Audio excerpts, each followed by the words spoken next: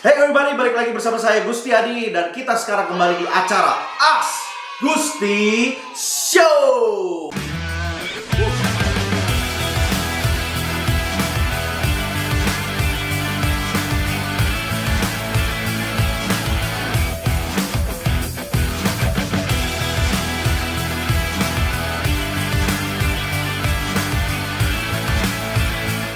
Gila men, gue udah sampai lupa kapan terakhir gue ngelakuin Ask Gusti Show. Ya, ini udah kayak lama banget ya. Bahkan seingat saya itu kayak udah setahun, Bo.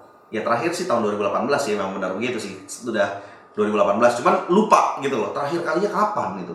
Nah, sebelum saya mulai, saya mau cerita beberapa hal. What happened? Kayak kemana aja gue gitu ya.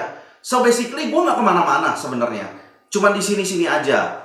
Bahkan sebetulnya boleh saya bilang udah kayak beberapa ya, udah cukup lama sejak terakhir kali gue traveling bahkan. Ya kayak itu Desember lah ya. Desember itu terakhir kali gue jalan gitu.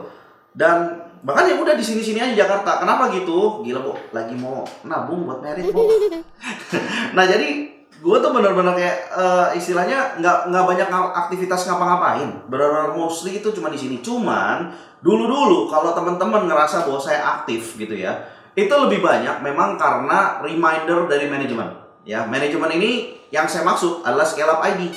Nah, Scale Up ID ini memang manajemen yang dari dulu, sejak dulu pertama kali kita bikin Ask Gusti Show, itu yang memang menaungi dan yang memanage. Karena memang pada dasarnya saya bukan orang yang sangat-sangat rajin banget yang namanya kayak bikin konten, bikin live lah, yang kayak ya istilahnya yang kayak story atau apa. Kadang-kadang kalau nggak diingetin ya nggak bikin gitu loh. Tapi memang secara prinsipnya itu kayak memang ada knowledge-nya. Ada knowledge yang memang ya apa istilahnya kayak ya saya suka belajar kan. Pada saat saya belajar tuh ada beberapa knowledge tentang yang namanya Instagram, sosial media lah. Social media engagement. Nah itu memang kalau istilahnya kita mau punya exposure tinggi ya memang kita harus engage sama audience. Jadi kayak nyapa nih sama teman-teman, bentuknya seperti apa? Post, story, live seperti ini, saya bisa nyapa sama teman-teman, jadi bisa engage, bisa ada inilah ya, ada komunikasi lah, ada komunikasi.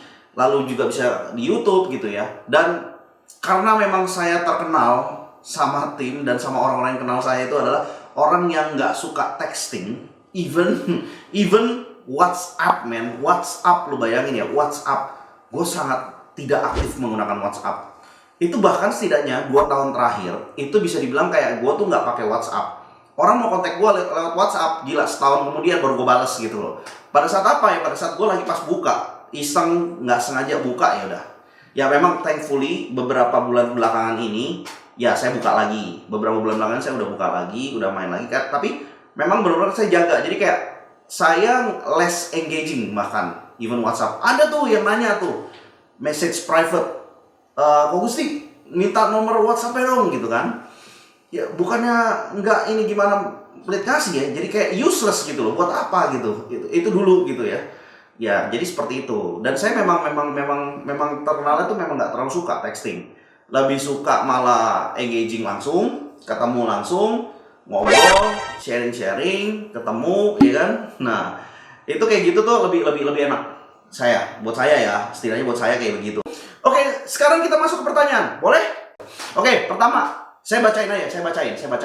Ini pertanyaan di Instagram dari Budi Artana. Bagaimana sih cara memilih properti yang ada bisnisnya selain kontrakan dan kosan? Nah sebenarnya itu ya buat gue cara milih properti yang ada bisnisnya selain kontrakan dan kosan. Ya sudah, lu datang, lu lihat nih, tuh properti ada jualan apa kagak. Ya tinggal lu exclude aja nih. Kalau dia jualannya adalah nih, dijual kamar gitu, atau disewakan kamar atau kontrakan, ya udah nggak usah dipilih. Tapi kalau depannya buka lapak, buka warung makan buka franchise ya udah tuh pilih tuh. Ya, sesimpel gitu. Nah cuman gue yakin, pertanyaannya itu bukan pertanyaan seperti itu kayaknya. Tapi lebih kepada memang nanya kayak, kalau misalkan gue mau milih properti yang ada bisnis, apa yang mesti gue perhatiin? Ini saya coba lurusin. Moga-moga Budi Artana lagi nonton di sini ya. Moga-moga gitu ya. Tapi bener nggak? Kalau bener ya, yuk komen lah gitu ya. Yuk komen. Jadi kita benar-benar tahu. Nah, kalau dari perspektif saya, kayaknya nanyanya seperti itu. Jadi kayak misalkan gua mau beli properti yang ada bisnis, apa yang perlu gua perhatiin? Nah, kalau gua ya pribadi ngomong properti, fokus gua atau kiblat gua tuh cuman simple, satu, cash flow. Jadi kalau misalnya lu mau pilih yang ada bisnisnya, pastiin lu lihat laporan keuangan yang existing ya, bukan yang asumsi dan potensi. Karena kebanyakan orang pakai begitu, ini potensi atau proyeksi. Nah, no, jangan.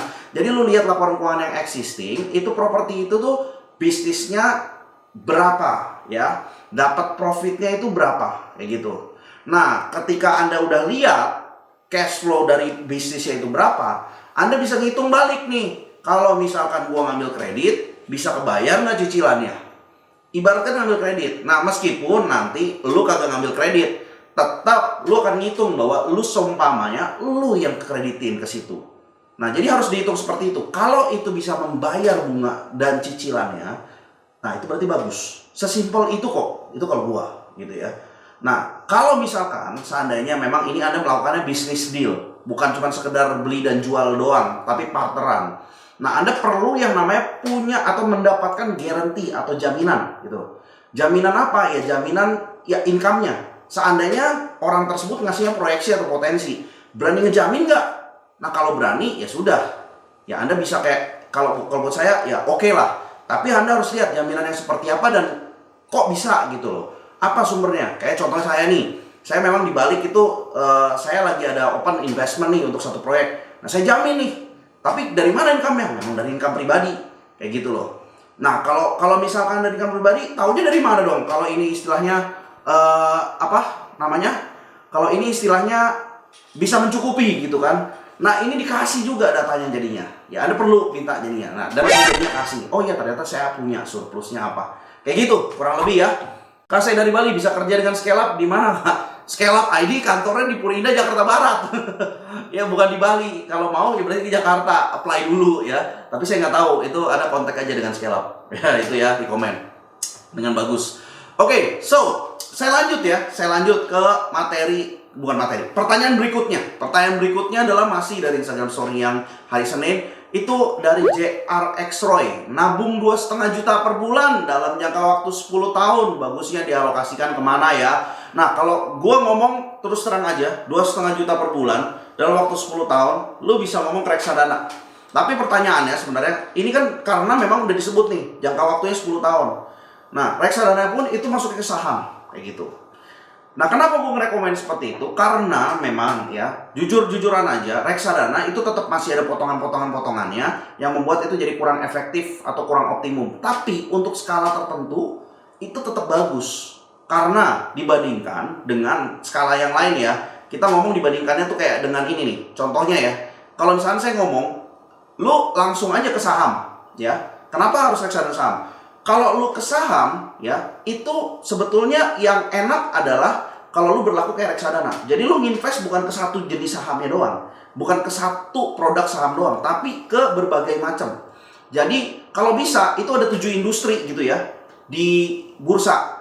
Itu di semua industri ada investasinya. Dan ketika saya memang coba seperti itu malah kalau misalnya Anda mau nyisihin kayak per bulan, setidaknya lu harus punya kayak bisa nyisihin 11 juta per bulan. Ketika saya coba, memang ternyata seperti itu. Artinya kalau misalkan kamu mau langsung ke saham, kalau hanya dengan 2,5 juta, artinya itu kayak Anda cuma bisa sebulan satu industri, bulan depan satu industri. Padahal industri di bursa itu naik turun, itu benar-benar kayak roda, dimana pada saat tertentu ada yang naik, ada juga yang turun. Dan yang turun tersebut nggak selamanya turun, bisa industri tersebut naik, tapi yang tadi naik jadi turun. Nah, pada saat kita invest di segala musim tersebut dan secara kita ngomongnya dollar cost averaging ya, ini tekniknya ya. Jadi kita kayak nabung. Nah, itu Anda akan dapat return yang jauh lebih tinggi bahkan dari IHSG atau indeksnya itu sendiri. Kayak gitu. Ini proven method yang dimana saya sendiri juga belajar waktu saya baca buku Money Master the Game ya, dari Tony Robbins. Oke, kurang lebih seperti itu. Nah, jadi itu jawabannya.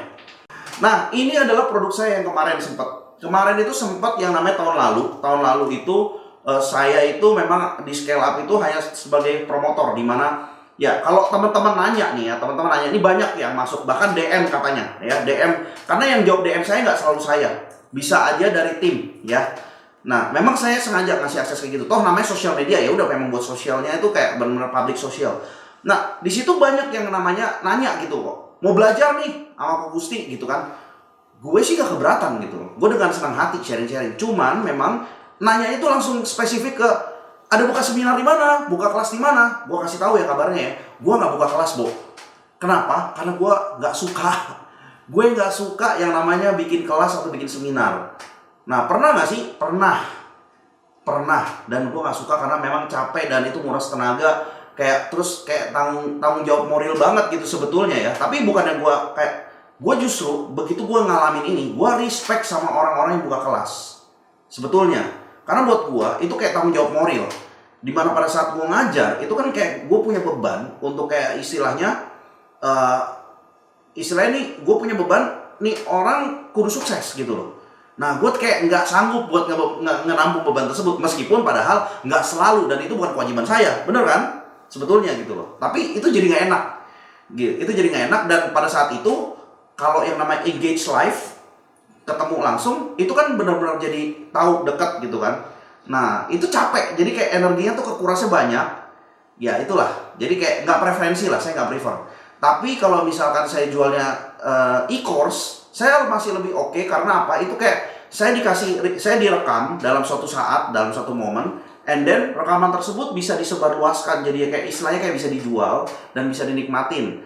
And then kita bisa punya platform untuk ngebahas study case kayak gitu. Nah, saya lebih suka ide tersebut. Oleh karena itu waktu tahun lalu itu ada satu produk yang namanya Digital Property Masterclass. Ini adalah memang kayak benar-benar sharing-sharing saya tentang properti untuk bisa ngebantu teman-teman step by stepnya untuk jadi property investor. Nah, tahun lalu Desember kita udah tutup tuh. Jadi kita udah tutup, kayak itu udah terakhir kali kita menjual Digital Property Masterclass yang versi tahun lalu. Tahun ini manajemen baru tim ScaleUp.id mereka merevamping. Apa istilah revamping ya? Kayak kurikulumnya di-update lah atau direvisi lah kayak gitu ya. Nah, supaya memang nanti ini sesuai dengan tujuannya, karena waktu DPM yang kemarin itu tujuannya bisa luas tuh. Bisa ada banyak jalur gitu loh. Dan ternyata begitu kita lihat dari audiens yang memang jadi customer, ternyata ada problem yang memang banyak sekali orang itu tuh alamin, dan itu ternyata nggak sampai sophisticated di produk DPM. Jadi nggak semuanya kayak itu sebagian kecil dari DPM itu bisa. Jadi supaya bisa menjangkau lebih banyak orang, makanya pertama mereka mengupdate dengan satu judul yaitu DPM Basic ya. Jadi nanti kita bikin kelasnya tuh udah kayak kelas bahasa Inggris tuh. Ada basic, ada intermediate, ada advance gitu ya.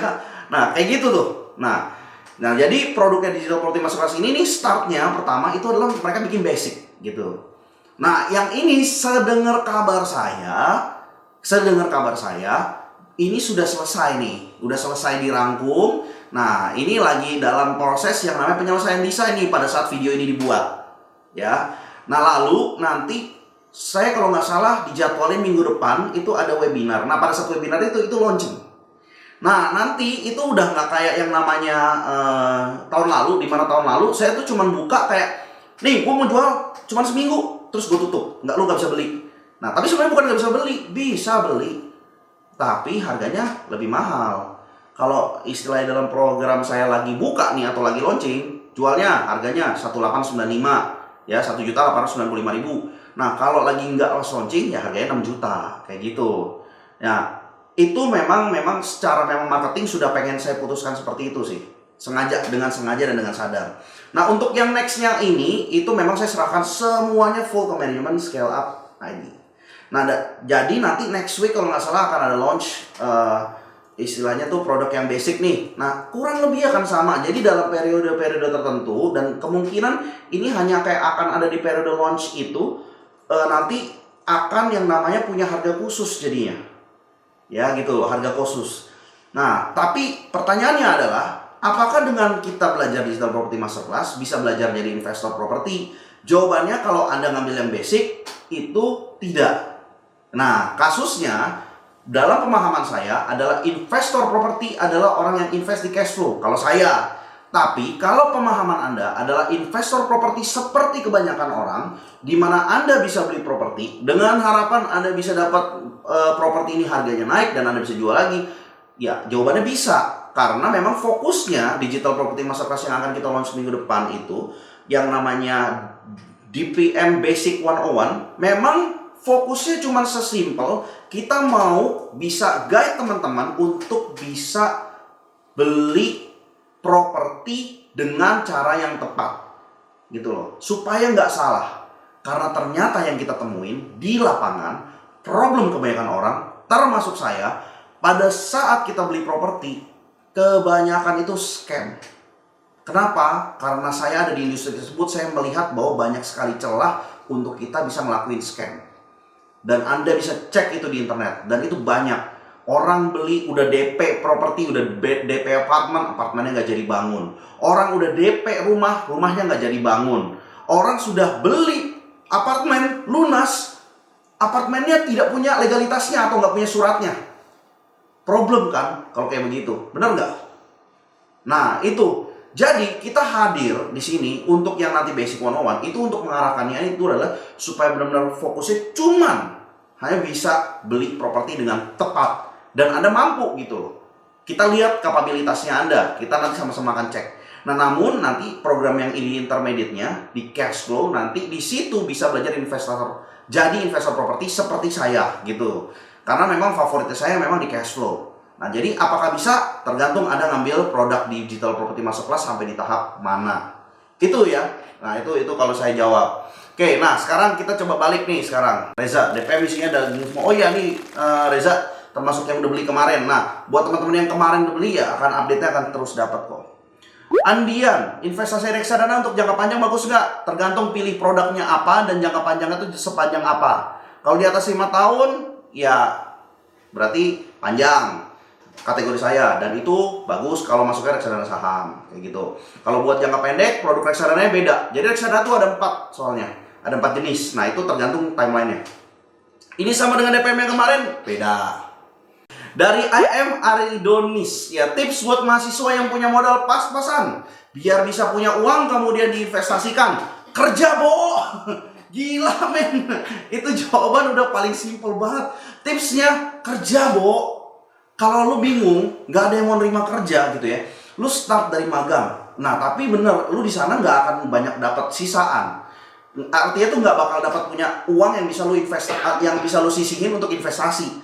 Nah kalau lu pengen bener-bener dapatnya yang kayak begitu, lu bisa ngelakuinnya adalah Anda masuk ke sales. Jadi bidangnya adalah sales. Karena sales adalah pekerjaan yang punya potensi penghasilan tak terbatas.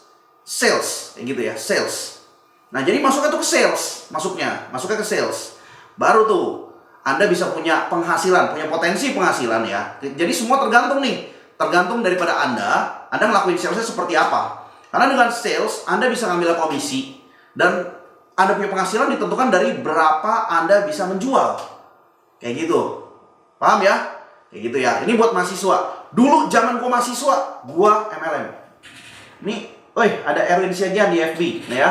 Nih Erwin juga, saya punya uang 350 juta nganggur, diapain ya enaknya ya? Buat gua.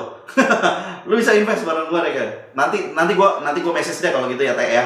Ini teman saya nih, kuliah gitu ya, di FB ya, Erwin. Nah, Erwin harusnya tahu, waktu gua kuliah, zaman kuliah, gua aktifnya ngapain?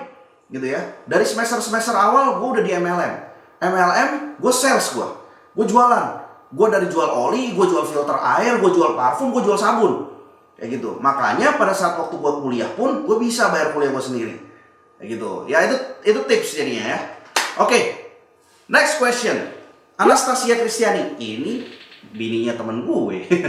Properti sekarang sedang lesu atau biasa aja menurut Ko Gusti? Harga properti kok sepertinya anjlok ya. Nah ini saya kasih tahu lagi, dan saya biasanya mengulang-ulang berkali-kali ya, bahwa yang namanya properti, gue nggak pernah ngikutin harga mau naik mau turun, bebas terserah, mau dia loncat kek, mau dia terjun bebas kek, bebas terserah. Gue nggak pernah mikirin soal kayak gituan ya. I hope lu nonton ini. Kalau kagak nanti gue ngomelinnya laki lu dah ya. Gue kenalnya deket sama lakinya soalnya nih. Jadi kalau yang namanya properti, harga mau naik mau turun itu terserah. Karena gue invest, gue basisnya pakai cash flow. Nah kalau cash flow gue nggak peduli mau yang namanya kita ngomong harganya lagi naik kek, mau harganya lagi turun. Intinya gue pada saat invest, cicilan kebayar. Kalau gue investnya cash pun, gue akan mengasumsikan ini, gue pinjemin duit ke sini, ini bisa kebayar nggak? Seolah-olah gue pakai rate bunganya bank. Ya, jadi asumsinya tuh seperti itu. Nah, kalau gue pakai bunga bank yang kayak kira-kira 7-10% per tahun, ya kan? Dan udah termasuk nyicil pokoknya, ya itu Anda bisa asumsikan 1% lah per tahun. Nah, jadi kalau misalnya investnya 100 juta, lu bisa dapat nggak 1 juta per bulan? Nah, itu per bulan tuh kayak gitu. Per bulan. Nah, kalau misalnya bisa, ya ini buat saya akan tetap ngambil. Karena kalau misalnya dengan cash flow, ya, itu kita akan kayak dapatnya tuh bonusnya pasif, bukan bonusnya ya, kayak income-nya tuh pasif, meskipun lebih kecil daripada yang dijanji-janjiin bisnis kebanyakan gitu ya. Tapi kan kalau yang namanya bisnis kan serba tren. Tapi kalau yang kita ngomong hubungannya adalah bisnis yang dalam hubungannya adalah kayak sandang pangan papan tuh, itu 3 kebutuhan dasar utama yang manusia, itu lebih bertahan, ya. Lebih bertahan. Kenapa? Karena saya aja dari dulu belajar properti sampai sekarang nggak ada perubahan-perubahan ilmu. Ternyata ilmu properti dari tahun 80 sampai sekarang itu nggak banyak berubah. Tapi ilmu bisnis banyak berubah. Banyak. Gitu loh. Orang bisnis tuh nggak kayak dulu. Dulu jualan lu harus pasang pelang gede-gede. Sekarang orang jualan di rumah laku banyak. Saya punya teman jualan snack gitu kan, nggak punya brand atau apapun kayak gitu yang harus dipasang dari rumah. Tapi omset miliaran per bulan gitu loh. Beda gitu. Nah, tapi kalau kita fokus ke cash flow, nah ini dia, enaknya begitu. Nah, namun di properti bonusnya kalau ternyata propertinya naik, ya udah itu bonus. Tapi kalau nggak naik, lu nggak khawatir.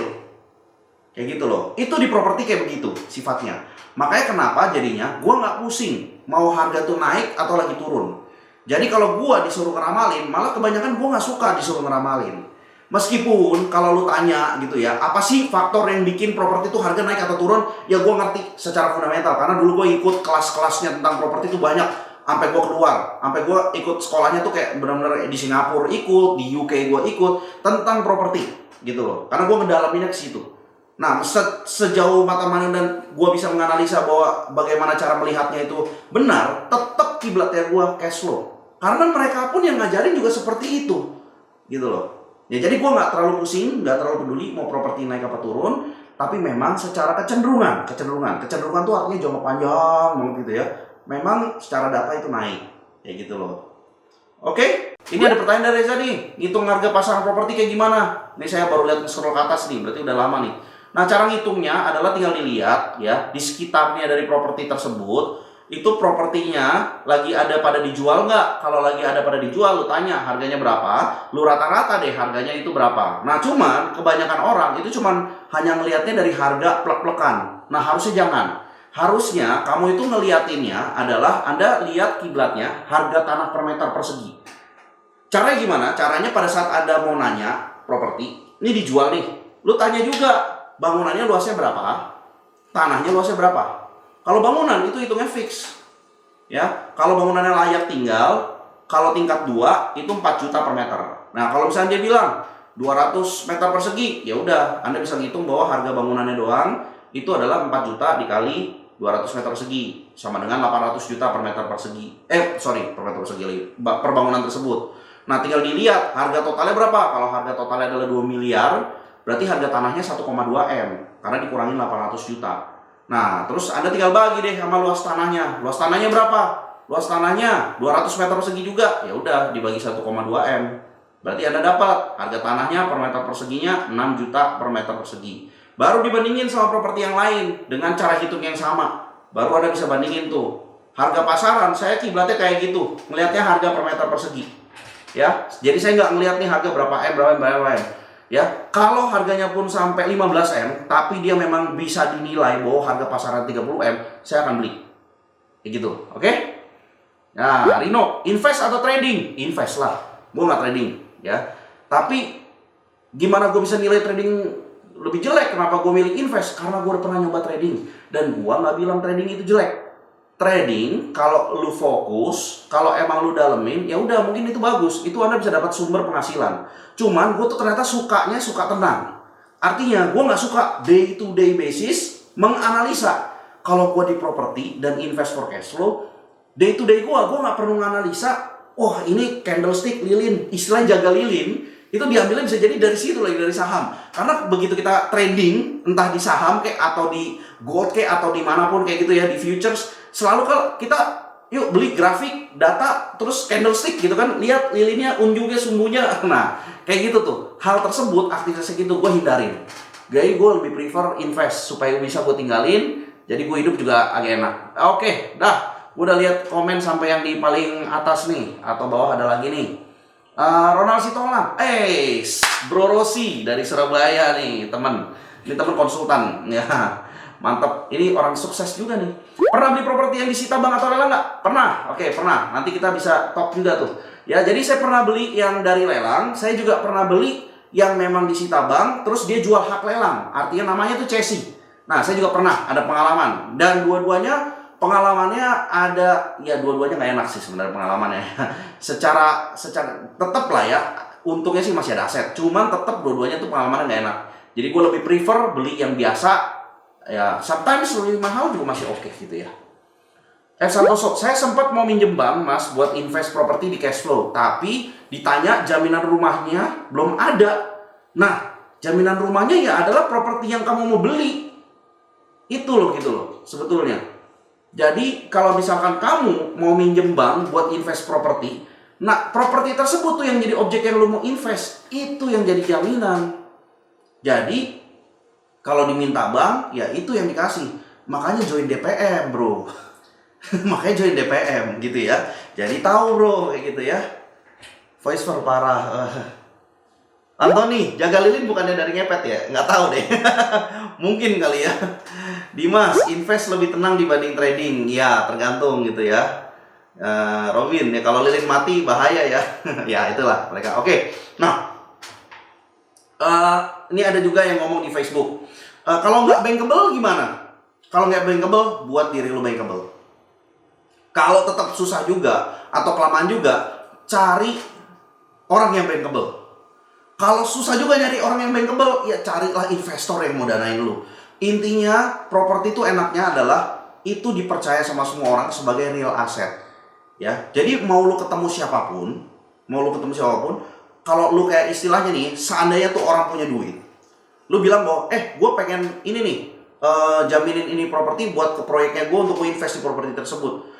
Orang pasti mau kok, kalau dia punya duit dan memang dia kayak istilahnya mau minjemin lu duit dan dikasih jaminan kayak gitu, akan lebih prefer seperti itu daripada dia cuma minjemin ke lu tanpa ada jaminan apa-apa. Karena properti dianggap sebagai jaminan real asset dari semua orang, dipercayain semua orang, manusia kek, sama bank kek, sama institusi mana-mana, kayak gitu ya. Dan nih, gini bang, gua nggak tahu sama sekali tentang bisnis properti, tapi pengen join ke bisnis ini, belajar dulu. Gue juga nggak pernah nyuruh orang untuk yang namanya lu langsung terjun gitu ya. Kayak gua sendiri, open investment aja itu tertutup. Jadi kayak open investment kok tertutup ya? Ada yang salah ya? Ya pokoknya gue ngebuka investment aja, itu buat orang jadinya yang ngerti gitu. Sebisa mungkin ke close friend gue yang bisa gue jelasin, sama orang yang mungkin nanti di member. So nanti teman-teman yang di DPM, nanti ada something exciting, adalah penawaran investment dari saya gitu ya. Nah itu skalanya itu dari sekecil 50 juta sampai 3M kayak gitu. Oke.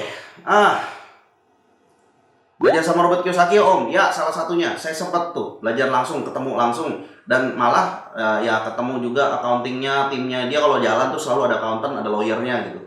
Investor idola Pak Gusti, ya itu salah satunya Robert Kiyosaki. Saya juga ada demen lihat Kevin Green namanya gitu.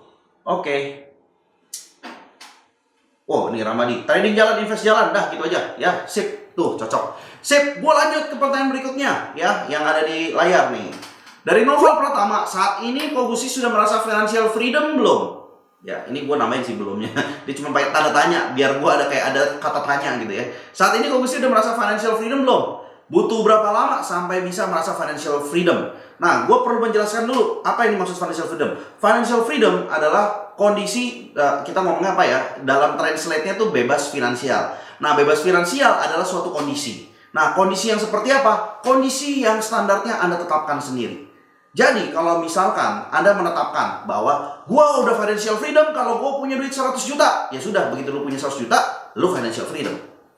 Ya, itu definisi lu sendiri. Karena orang tuh banyak kemakan sama kata-kata financial freedom, tapi definisinya itu nggak jelas. Ya, jadi lu perlu kejelasin dulu apa yang dimaksud definisinya financial freedom buat lu, buat Anda ya.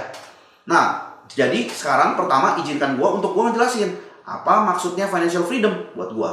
Buat gue bebas secara finansial atau financial freedom adalah kalau gue bisa melakukan apa yang gue mau, kapanpun gue mau, dimanapun gue mau, bagaimanapun gue mau, dan dengan siapapun gue mau. Meskipun ini juga agak abstrak gitu ya. Nah, tapi benar-benar ya seperti itu. Nah, begitu standarnya gue ngomong, gue sekarang pengennya naik heli gitu ya. Tapi gue nggak bisa, gue akan nganggap gue belum financial freedom, kayak gitu. Nah, tapi memang sampai sekarang gue masih belum ada keinginan banget sih ya, pengen naik heli sih sebetulnya sih. Ya meskipun ada beberapa kali kesempatan, tapi kayak nggak terlalu excited, nggak tahu deh kenapa ya. Tapi pengen lah, ya pengen. Nah, begitu saya pengen nih, terus saya ternyata nggak mampu, ya udah saya belum financial freedom. Paham sampai di sini maksudnya? By the way, invest property buat cash flow artinya ada bisnisnya di properti tersebut. Yes, exactly. Tapi kalau bisnisnya nggak bisa bertahan lama, gimana solusinya, Pak? Cari bisnis yang bisa bertahan lama. Nah, makanya kenapa lebih better yang kayak kos-kosan, kayak yang hunian, karena itu kayak menyangkut hajat hidup orang secara basic. Ya, sandang, pangan, papan, itu termasuk 3 kebutuhan dasar utama daripada manusia. Butuh ruang tinggal. Nah, kalau kayak begitu, Anda masuknya di sana, itu oke, ya. Makanan, oke nggak? Oke, tapi saya makanan itu cepat banget perubahannya. Jadi memang artinya dalam waktu tertentu Anda perlu rubah. Kalau Anda mainnya pertama udah main ketan, Anda harus punya inovasi produk ketannya nih. Kayak gitu. Itu contohnya. Nah, lalu solusinya seperti itulah kurang lebih ya. Nah, kalau misalkan nanti kita udah istilahnya bisnisnya ternyata nggak sukses gitu ya. Kalau ternyata nggak kuat buat bayar cicilan, saya kasih mindset satu buat Anda ya. Kalau Anda udah nggak kuat cicilan, ya sudah dipasrahkan. Karena kebanyakan orang tuh langsung punya kemelekatan bahwa kayak ini tuh punya gua, terus langsung ingat men, di awal itu properti juga bukan punya lu. Nah, lu tiba-tiba ini jadi punya lu, dan ini kayak Anda mengambil cicilan, lalu awalnya Anda sanggup, tiba-tiba pada waktu tertentu Anda udah enggak. Ya sudah direlakan. Pada saat Anda relakan propertinya pun juga Anda nggak rugi. Karena kan sebagiannya udah Anda bayar melalui cicilan. Anda tetap dapat selisihnya. Ya. Ya itu, ya. Jadi kayak gitu, tinggal dijual aja. Kalau nggak kejual juga, ya sudah jual sama bank aja lah, biar bank yang jualin kayak gitu ya. Kayak itu dari saya. Jadi mindsetnya jangan ada kemelekatan di investasi. Nah, tapi kalau buat Anda mau beli rumah buat Anda tinggal, Anda miliki, ya oke lah, itu beda ya ceritanya gitu ya. Nah, oke. Sekarang kita ngomong, Dimas, alokasi uang yang benar gimana Pak? Alokasi uang yang benar adalah Anda bisa menyisihkan sebelum Anda mengeluarkan atau spend atau Anda konsumtif. Kayak gitu. Oke? Nah, kayak gitu sih prinsipnya. Nah, saya punya atau pernah sharing di mungkin satu konten atau mana yang saya ngomong tentang ada 6 money jar. Itu prinsipnya saya dalam alokasi keuangan. 6 money jar kayak gitu ya. Anda coba ketik di Google 6 money jar aja, itu udah keluar. Gitu. Voice bar, sorry out of the box. Menurut Ko Gusti, gimana cara membangun relasi dengan orang baru biar banyak koneksi untuk kita yang punya kepentingan dengan orang baru? Langkah pertama dalam membangun koneksi dengan orang baru adalah Anda menyapa orang baru gitu. Dengan Anda menyapa, ya jadinya Anda bisa kenalan. Kalau dia mengajak kenalan. Nah, tapi yang penting gesturnya Anda positif. Ya. Karena ini jujur ya, sebenarnya gue agak-agak ini ya, agak-agak geli sebenarnya. Karena tapi di satu sisi ini bukan salahnya lu juga, bukan salahnya kita juga gitu ya. Dulu kebetulan gue memang bergerak di bidang sales waktu mahasiswa, kalau teman-teman tahu. Jujur itu buat gue itu pelajaran yang justru sangat-sangat berasa banget sekarang. Karena dulu gue diajarin untuk nggak tahu malu, tapi gue jadinya tahu cara beretika. Karena gue ngelakuin kesalahan banyak dalam hal berkenalan sama orang baru pada saat itu. Nah, sayangnya kita di sekolah, kita tuh udah didoktrin bahwa kita tuh kayak begitu kita ceprot lahir, itu kita perlu sekolah gitu ya. Tapi di sana sayangnya nggak diajarin. Ya caranya kayak gitu, bergaul gitu loh. Yang ada di sana kita malah yang namanya dibully, di ospek kayak gitu. Gue sendiri nggak terlalu suka dengan ospek ya pada masanya ya. Intinya yang memang tidak benar gitu loh. Tapi sebenarnya ospek itu perlu, tapi dengan cara yang benar. Nah, tapi kalau begitu udah bully, nah itu yang nggak benar kayak gitu ya. Nah, tapi ketimbang kita harusnya diajarin gimana bangun relasi, gimana cara kita raising capital, gimana cara kita survive, gimana cara pajak gitu, kayak hal-hal yang ada di hidup real world, itu nggak pernah diajarin di sekolah. Mau sampai kuliah pun kayak gitu ya. Itu sayangnya gitu. Nah, tapi ya kalau lu benar-benar memang pengen banget belajar, saran gua masuklah ke dunia sales. MLM bisa, insurance bisa. Ya, you get what you need to learn. Itu my ini advice ya. Oke, selangkah apa yang mesti disiapin untuk negosiasi properti? Apa ya? Gue nggak tahu posisinya seperti apa gitu ya. Langkah untuk kayak negosiasi properti itu posisi lu udah di mana? Karena negosiasi itu art. Dan tadi teman saya yang saya sempat mention di IG itu Ronald Sitolang, dia ahlinya negosiasi gitu ya. Jadi it's an art, negotiation it's an art. Jadi nggak bisa semata-mata lu langsung ngomong kayak ini pengen nego nih gitu ya. Dan itu nggak bisa kayak lu ngelihat kayak di pasar, beda karena this is property, beda gitu. Cara negosiasi properti yang benar. Nah, dan saya juga harus tahu juga posisinya ada negosiasi dari pihak mana. Pihak penjual kah, pihak pembeli kah? It's different. Oke, IG nih. Kok apakah benar Bang lebih suka pengutang yang buat beli properti? Yes, pastinya. Kenapa? Karena properti itu dianggap real asset. Jadi bahkan ya teman saya itu bahkan ada yang kayak telat-telat nih bayarnya nih. Nah pada saat telat, kalau misalkan ada minjem pakai properti, ya itu bahkan bank tuh nggak terlalu ngejar gimananya banget. Karena bank udah megang aset. Dan asetnya tidak bergerak. Jadi nggak akan terlalu ngoyo dan kayak lu harus ini. Problemnya mereka adalah mereka harus mikirin gimana caranya yang ngisi properti tersebut keluar. Gitu. Nah tapi bank kan punya hak jadinya terhadap aset. Jadi kalau ada jaminan aset properti ya bank pasti lebih suka. Selama lu pinjaman lu di bawah daripada nilai dari properti tersebut. Kayak gitu loh. Simple kan? Kok dulu bilang manajemen resiko tentang Indomaret di buyback. Tolong explain dong, masih balik berapa persen average? Oke, kemarin juga sempat ada yang nanya dan saya udah jawab gitu ya. Yang namanya Indomaret itu, kalau kita ngomong proposal dan dalam konteksnya takeover, itu udah fix lah. Lu akan dapat cash profit yang lu terima di rekening itu adalah 2,1% per bulan. Before pajak penghasilan. Udah pasti ya, before SPT pajak penghasilan. Nah, jadi Anda harus pikirin di situ juga. Jadi setahun tuh kayak 25,2. Kayak gitu. Itu di proposal. Realnya bagaimana? Realnya, pengalaman saya pernah di bawahnya, saya pernah di atasnya. Nah, pada saat itu di bawahnya, saya memang ya itu dia, seperti yang tadi Anda tanyakan ini, manajemen resiko tentang Indomaret di buybacknya. Jadi, begitu di bawahnya, saya akan request Indomaret untuk minta buyback investment ini. Dan gantiin saya sama investment yang lain, toko yang baru. Kenapa? Karena kalau saya minta buyback ini adalah bentuknya uang, itu akan lebih lama. Lebih lama. Bisa nggak? Mungkin bisa dan butuh proses negosiasi yang alot. Tapi kalau saya mintanya ini adalah, saya minta ini ganti dong sama toko yang baru, itu lebih cepat. Dan pengalaman saya bahkan itu ada yang dalam 1 bulan udah langsung ganti sama toko baru. Jadi uang saya, kalau saya ibaratkan uang saya ini pekerja, dia udah kerja di sini, ternyata nggak efektif di sini. Nah, gue pindahnya nggak pakai transisi lama-lama. Udah sebulan lu udah pindah ke tempat kerja baru, lu udah kerja dan lu efektif di sini. Kayak gitu. Ya, nah itu. Jadi seperti itu. The best one adalah gue pernah dalam waktu 1 tahun 8 bulan udah balik modal. Best one. Ya. Jadi itu invest 486 juta, lalu dapat income-nya itu di proposal 10 juta, 10,3 juta, tapi ternyata kenyataannya dalam 1 tahun tersebut average-nya adalah di angka 27 juta. Nah, terus tahun berikutnya average-nya di 32 juta. Nah, jadi tinggi, lebih tinggi jauh daripada di proposal. Kayak gitu ya. Nah, ini soal manajemen resiko. Jadi saya suka nih sama yang resiko yang kayak begini nih. Meskipun secara paper itu nggak seksi. Tapi kalau resiko yang bisa di-manage kayak begini, saya suka investment yang seperti ini. Karena ketika mismanage, atau bukan mismanage lah. Ketika miss dari kita punya proyeksi, itu manajemen resikonya ada gitu loh. Nah, sama kayak saya di properti sebetulnya. Nah, pada saat saya ngomong ini kayak project kayak kos-kosan kayak begitu ya. Kalau mismanage kayak gitu ya, ya sudah, kita akan jual lah. Jualnya itu kan susah gitu ya. Ini soalnya kan ini berkaitan sama yang namanya kalau kita pakai investor ya. Nah, itu Anda bisa refinance ke bank sehingga Anda bisa balikin investor. Kayak gitu loh. Itu kalau Anda fail. Nah, kalau Anda fail, Anda bisa juga yang namanya bikin bisnis yang baru di sana. Ya, atau Anda pindah pengelolaan, pindah manajemen. Kalau paling apes lagi ya sudah Anda jual. Kalau nggak dapat dijual pun ya sudah minta bank yang jual. Karena seandainya Anda minjem kayak nggak over leverage, cuma kayak 50%-nya. Nah, itu kalau bank juga yang namanya ngejual, Anda nanti bank juga perlu yang namanya kayak balikin juga sisanya. Itu kalau dijual. Lain ceritanya kalau bank nge-take over atau mengeksekusi kayak gitu. Nah, makanya Anda perlu tahu juga di sini posisinya nanti. Ya.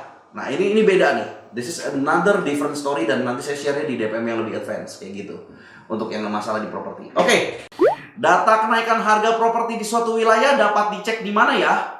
Notaris atau kecamatan? Kenaikan harga properti di satu wilayah, diceknya di mana? Tergantung. Jujur saya waktu di Jakarta, dulu eranya itu enak tuh. Karena itu tiba-tiba ada satu situs yang ngebuka tentang datanya BPN, transaksi ya, transaksi. Jadi kayak gitu, transaksi yang terakhir dan harganya itu berapa, kayak gitu loh. Terhadap kayak harga tanahnya per meternya. Nah, jadi di situ bisa jadi acuan. Itu kayak setiap tahun jadi di situ transaksi adanya berapa, kayak gitu. Nah, tapi itu kan nggak berlangsung lama kemarin dan akhirnya sekarang udah nggak ada gitu. Jadi udah nggak transparan lagi. Nah, kalau misalnya kamu mau nyari datanya gitu ya, itu tetap Anda harus rajin, harus do your own homework. Anda datang ke tempat agent, Anda cari kayak gitu ya. Anda cari bahwa di sana harganya berapa, kayak gitu ya. Dulu harga berapa, dijual berapa. Nah, tapi kalau misalkan istilahnya dijualnya berapa, Anda harus cek lakunya kapan. Kayak gitu, lakunya kapan dan lakunya berapa. Nah, habis itu Anda harus cari lagi data lagi. Nah, jadi harus rajin. Nggak bisa kayak kucuk-kucuk ke notaris nanya kenaikannya berapa, kecamatan berapa, nggak akan ada data kayak begitu. Anda harus rajin itu sih. Anda harus aware. Makanya pada saat saya bilang Anda mau jadi investor properti yang di cash flow, Anda harus fokus satu area. Karena kalau enggak, energi Anda habis. Ketika Anda fokus sama satu area, Anda bukan cuma ada energinya menghemat fokus ke satu area, tapi juga Anda aware atau sadar terhadap lingkungannya itu memang lagi naiknya seperti apa, kondisinya lagi seperti apa, turun seperti apa. Nah, itu Anda bisa lihat di sana. Oke? Ya, itu pesan saya. Next adalah dari Bawang Al, bagaimana kalau mau passive income, basicnya cash flow tetap lancar. Saya cuma bisa ngomong, join Digital Property Masterclass dan tunggu nanti yang di bagian cash flow. Oke, singkat aja. Singkat aja adalah ini balik lagi kepada Anda punya kalau saya basicnya saya suka properti. Kenapa? Karena di properti saya bisa main leverage. Saya bisa meleveragekan bisnisnya, kayak gitu. Nah, jadi saya akan menggunakan properti sebagai sumber passive income-nya saya, menggunakan bisnisnya. Kalau nggak bisa ada bisnis di atas propertinya, saya usahakan deal tersebut itu saya bisa beli bisnis di tempat lain yang bisa menghasilkan. Ya, proteksi sih. Dan proteksi itu Anda kalau bisa memang punya manajemen risiko. Contohnya seperti tadi, saya Indomaret, Anda punya jaminan juga, nanti dapat income berapa, baliknya kapan. Nah, itu kalau bisa memang ada yang bisa Anda punya kepercayaan di sananya. Oke? Ya, itu kalau soal yang namanya cash flow terpanjang. Tapi sekali lagi loh, saya baru ngomong ya, nggak ada yang bisa jamin. Nggak ada yang bisa jamin, mau sampai kapan nggak ada yang bisa jamin bahwa lu akan selalu lancar. Ya, nggak ada yang bisa jamin. Gitu ya. Adam Syari Putra. Oh, kok kalau ada uang 100 juta nganggur itu bagusnya diinvest mana? Oh, ini pertanyaan. Oke. Ini tadi di Facebook sempat ada yang nanya. Gua ada duit nganggur 350 juta. Bagusnya ditaruh diinvest kemana? Ke gue ngomong. Gue selalu ngomong kayak begitu. 100 juta nganggurnya bagusnya diinvest mana? Ke gue. Aduh. Nih kan di bawahnya ada lagi. Oh, kalau ada dana 275 juta, mending daftar jadi nasabah prioritas atau gimana supaya bisa dapat pinjaman bank lebih tinggi untuk beli properti. Nah, itu Anda belajar dulu propertinya. Saya nggak bisa ngomong kayak, mending lu by the way nasabah prioritas emang 275 juta ada ya? Oh, ada. Sekarang prioritas tuh udah kayak nggak prioritas. Iya, saya sadar akan hal itu tuh. Gila ya. Prioritas sekarang terlalu gampang kok. Sampah banget ya. Beneran gitu loh. Gue ke bank, gue jadi prioritas. Nggak berasa prioritas. Karena banyak sekarang orang prioritas. Karena prioritasnya itu aja bahkan dengan catatan saldo 500 juta gitu ya. Ternyata banyak men. Di cabang tempat gue ini aja, BCA, ternyata nasabah prioritasnya ada 2.800 nasabah prioritas, satu cabang doang. Gila. Jadi prioritas nggak berasa prioritas. Makanya sekarang beberapa bank tuh naikin standarnya. Bukan prioritas, ada kalau nggak ada kelas di atasnya prioritas. Kayak BCA, dia punya yang namanya solitaire. Gitu loh. Terus BNI ada yang namanya emerald. Kayak gitu, beda gitu ya. Nah, kalau saya ini nggak bisa ngejudge sih. Kayak lu mesti jadi nasabah prioritas atau kayak mesti apa? Karena itu nggak jaminan lu jadi nasabah prioritas dapat pinjaman lebih tinggi. Gua bukan di nasabah prioritas suatu bank, tetap kayak di BNI lah. Gua bahkan nggak punya rekening BNI. Gua bukan nasabah BNI, tapi gue disetujuin pinjaman di BNI kemarin sampai 21 M. Kalau ya nggak tahu ya buat lu tinggi apa kagak ya, tapi buat gua waktu itu pada saat itu 2 tahun lalu itu ngerasa gue tinggi gitu loh. Padahal gue nggak ada apa-apa, nggak ada fasilitas apa-apa di sana gitu loh. Ya jadi itu nggak jadi jaminan. Mending lu belajar dulu tentang bagaimana tentang properti, baru nanti istilahnya Anda putuskan itu buat apa. Karena kalau buat supaya dapat pinjaman bank lebih tinggi, itu bukan ngaruh di saldonya, enggak kok. Tapi di Anda punya sumber penghasilan. Bank akan ngelihat yang namanya sumber penghasilan yang memang terus jalan. Ketimbang yang lu cuma dapat sekali penghasilan terus sekali gitu ya. Enggak, dia akan lebih suka lihat yang terus. Ya, makanya malah karyawan lebih ini biasanya, lebih favorit gitu.